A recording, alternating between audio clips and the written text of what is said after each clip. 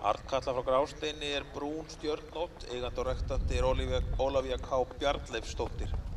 Faðir Arnkatlu er Orri frá Þúfu, en móðirin Katla frá Kjarnholtum, þetta Kjarval frá Sauðárkróki og Glókollu frá Kjarnholtum. Notið fyrir sköpulag 8,37, fyrir hæfileika 7,88, við aðeins 8,08. Nafnbyrjurinn Sigurðsson.